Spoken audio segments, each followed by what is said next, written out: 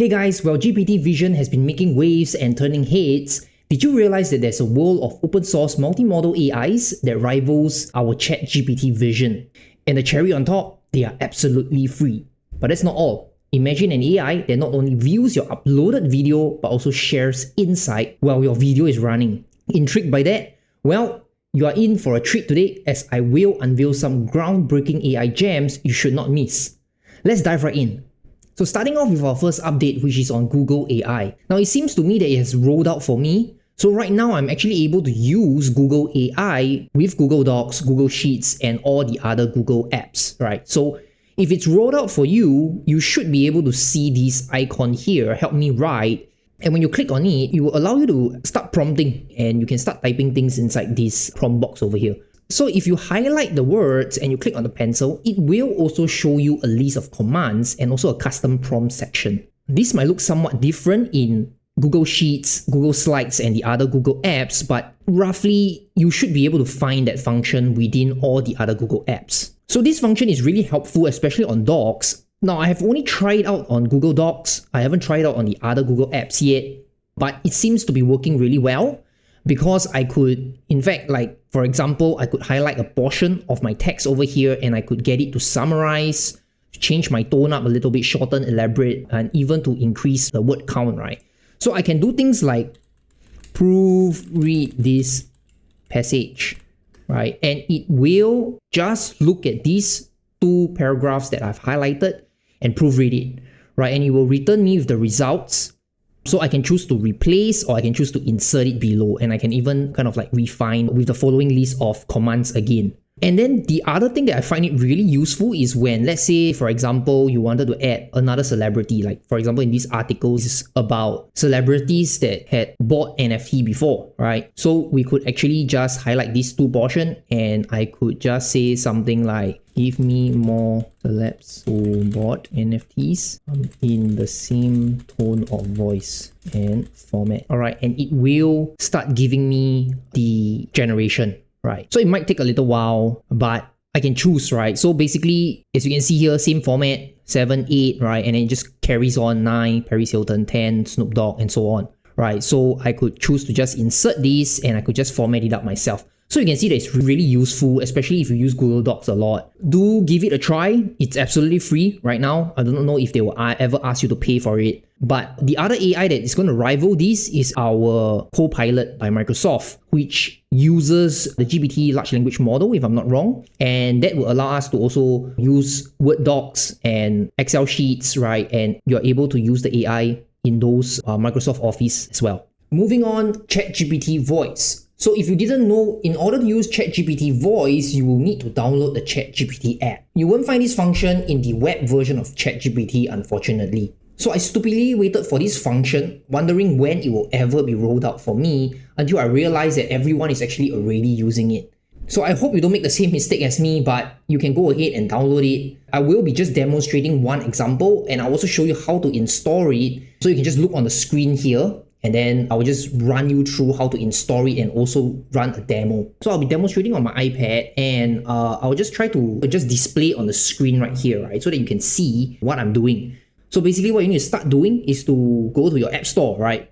On whatever devices you're on, it could be Android, it could be iOS, and just search for ChatGPT, all right? So once you have done that, right, you will realize that there are a couple of AI chats and they all uses almost the same logo. So you got to be really careful when you download the actual ChatGPT app by OpenAI. So it is the one in white logo.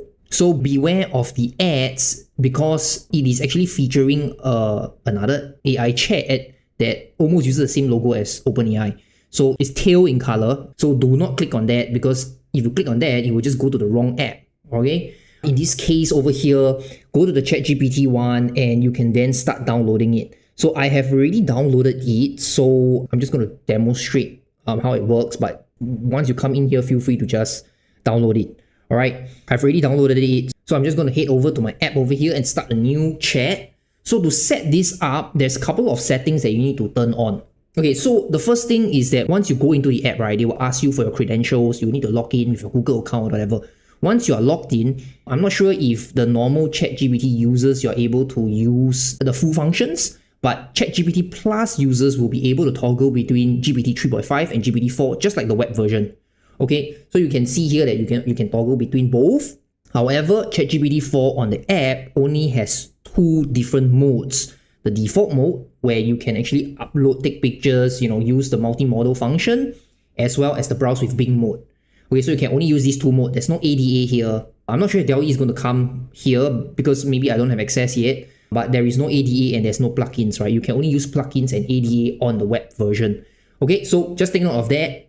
Then the next settings you need to sort of like look into is, I wouldn't say settings, but the functions that you need to look into is these three little icons at the bottom over here. It just basically allows you to upload an image or take a photo and things like that, right? But the more important setting is actually on the top right hand side, where you click on that three little dots, right? It will open up three different options, right? New chat, history, and settings. So by going to settings, right? And then you will need to go under app, followed by new features, and turn on voice conversations. If you don't turn that on, you will not be able to use voice. All right. Another just a very quick sort of good to know settings is that under speech, you can sort of choose the voice that you want, right? I prefer Sky because the voice is really sweet, so I'm just going to use Sky, right? But you can use whatever you want. Choose your main language and so on, all right? So then you just need to get out of here. So in order to activate ChatGPT voice, you will need to click on this headphones icon over here. So once you do that, a screen will appear, right? And you will start to be able to converse with it. So before I press that and start demonstrating, right, one thing to take note is that I've been trying out this voice for quite some time now. I'm not sure, is it because of my accent? Sometimes they reply to me in English, and halfway through the conversation, they might just change their language and they might just reply me back in Bahasa or some other weird language, right? So I always start out asking the ChatGPT to converse with me in English before I actually start speaking my prompts. Okay, so, and also one thing to take note is that whatever that you are talking to is actually recorded in a form of text in the chat history as well. So it's almost the same as you are just prompting, it's just that you're using your mouth and words to transcribe into words on the chat history itself. Right, so let me just quickly run through a demo and we will know how it works. So click on the headphone icon and it will start the chat. Hey ChatGPT, I'm going to converse with you in English. Can you please reply me in English? Is that clear? Of course. I can respond in English. What would you like to talk about? Okay, so I'm looking for a career switch. Can you give me some advice? Certainly. Switching careers can be a big decision. First, it's important to understand why you want to make the change. Are you looking for more job satisfaction, better work-life balance, or perhaps a higher salary? Next, research the industry or role you're interested in. It's good to know the skills required and if any additional education or training is needed. Networking can also be beneficial. Connecting with people in the desired field can give you insights and might even lead to job opportunities. Lastly, remember that transitioning careers can take time. Be patient and persistent. It's all right if you face challenges along the way. Each experience will teach you something valuable. How does that sound? And what field are you considering moving into? I am an SEO manager and I want to switch career into an ethical hacker. Tell me some of the challenges that I will face. Transitioning from an SEO manager to an ethical hacker is quite a shift. But there are some overlapping skills, especially in understanding the digital landscape. Here are some challenges you might face. 1. Skill gap. Ethical hacking requires a deep understanding of companies. Okay, I think I'm going to pause this here. So you can actually press the button here to interrupt. Okay, so using the Pareto principle of 80-20 rule, what is the 20% most important things that I have to master in order to make this switch? Using the Pareto principle, focusing on the most critical 20% that will give you 80% of the desired outcome is a smart approach. For transitioning to ethical hacking, here's what I'd suggest as the vital 20%. 1. Fundamentals of networking. Understanding how networks operate is crucial. Get a grasp on concepts like TCP/IP, subnets, VPN LAN setups, and network protocols. Okay, so I'm just going to very quickly just pause over here. It's actually not too bad considering it speaks really well. The answer that it gives me seems to be really spot on as well. So I think it's pretty good. So you can go ahead, try it out yourself, download the app, talk to it, right? But it's just that sometimes really it can be quite wonky at times and then it starts speaking in another language, right? So that's for ChatGPT voice, right? So let's circle back to the topic at hand. This next update that I'll be shouting out is really promising. Over here at my screen, we are at RekaAILabs, and they have just announced their first version of their multimodal assistant YASA 1, which is a language assistant with visual and auditory sensors that can take action via code executions. So the great thing about YASA 1 is that it's not only able to understand text, images, but videos and sounds as well. Over here is their video. It's a little bit small, so I could just open up a bigger one over here. Basically what this does is it uploads a video and it's playing. While it's playing, YASA is able to understand and even describe what this video is about, what the person is talking about, right? So it's pretty impressive.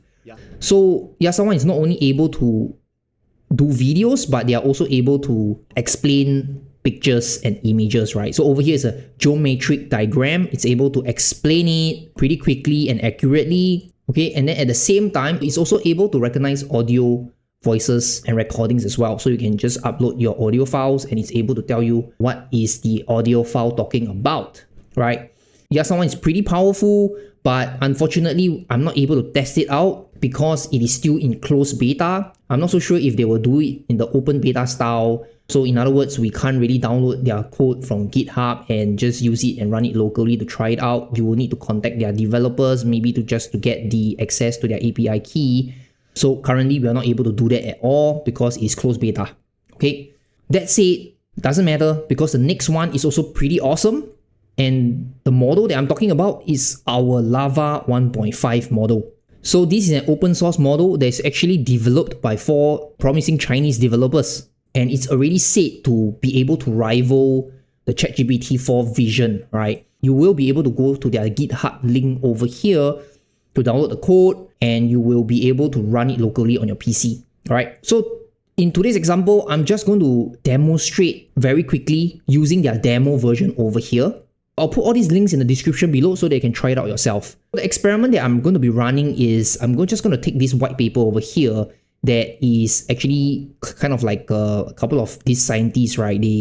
They're just testing GPT-4 vision's limits by running a lot of experiments, right? Trying to test out their capabilities of reading receipts, right? Their capabilities of reading images, word, pattern, examples, and so on. So I also put this link to this white paper in the description below. You can have a look at it. There's a lot of interesting experiments that they have ran, which is really impressive. So what I'm going to do here is I'm just going to use one of these example, right, and test it out on the LLaVA 1.5. Okay, so very quickly, I'm just going to copy out this prompt, okay, and I'm just going to head to our LLaVA demo page.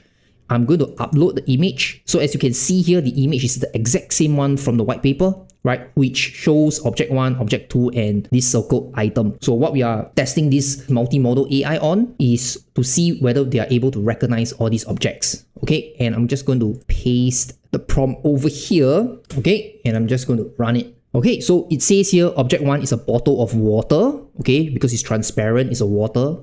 All right, object 2 is a bottle of beer. The circled glass contains beer. So at least they got the first part correct, right? The second part is actually water as well because it is transparent, right? And it doesn't have any color to it. So I would say that they got the first part right at least and the second part wrong. But just by getting the first part correct, I think it's already pretty impressive considering they are just an open source model, right? I think in time to come, they will be able to do these little bits of fine tuning to make it more accurate. But for now, it's telling me the wrong answer. But however, it's free of charge, right? So in any case, just for the sake of time, I'm just going to run this one experiment. Of course, the links are in the description below. You can feel free to run all these experiments out yourself. All right, so moving on to our last experiment, which is on ElevenLabs, right? So ElevenLabs just very recently released their dubs function, right? So they are able to dub your videos into many different languages using your own voice, right? So you can now sort of like tear down all these language barriers, right? And you can upload your audio file, your video file, just by going here, right? You can just create new dub. You can detect the language English to something else, or other languages to another language, right? And you can just put your links, your YouTube links, your TikTok links. You can actually just take any YouTube links and you can just dub it, right? So it's pretty powerful where you can just put in your own recording and you can just dub it into any language. Right, so I have already done one example. I've cut out a very quick introduction of my previous video, and we're going to just play it one after the other to see what's the difference, right? And to see whether you can actually recognize my voice. Okay, so this is the video that I'm talking about, which is a very short 8 seconds video of my introduction. I'm just going to play this very quickly so that you can hear it. Hey guys, today's video will be slightly different. I just want to do a really quick update on some of the very exciting stuff that's happening right now in the AI space. Okay, so there you have it, right? It's just a very simple, quick 8-second introduction. I've already done the conversion, so let's just listen to it, right? Hola chicos, el vídeo de hoy será ligeramente diferente. Solo quiero hacer una actualización muy rápida sobre algunas de las cosas muy emocionantes que están sucediendo ahora mismo en el espacio de la inteligencia artificial. Okay, so basically what you hear is the translated version in Spanish. I've just converted my video into Spanish. Although it sounds a little bit weird, maybe because it's my accent and they are not able to maybe capture my words pretty well. I'm not so sure if the translation is correct or wrong, but what I do know is that it is speaking in Spanish, although it speaks a little bit rather fast. But yeah, it seems to work, right? So there are more tests to run for this. I might just translate everything to another language that I know. But yeah, now at just a very low cost, you're able to dub your videos into many other different languages, and it really saves a lot of cost, and it's really quick. And I'm not sure if it's accurate, but I suppose it is. Feel free to try it out as well. I think this is a very new and powerful function that all of us content creators will be able to use very effectively. Okay, so this is the end of the video. If you find this video useful, do smash the like button and subscribe to my channel. In the next couple of videos, I will be running a lot more experiments on ChatGPT and other various large language model. I'm hoping the DALL-E function will be rolled out to me in the next couple of days, because I'm always the last few to get all these cool functions, right? So hopefully I'll be able to play around with it next week and maybe do a video on that. So stay tuned for these updates and stay safe.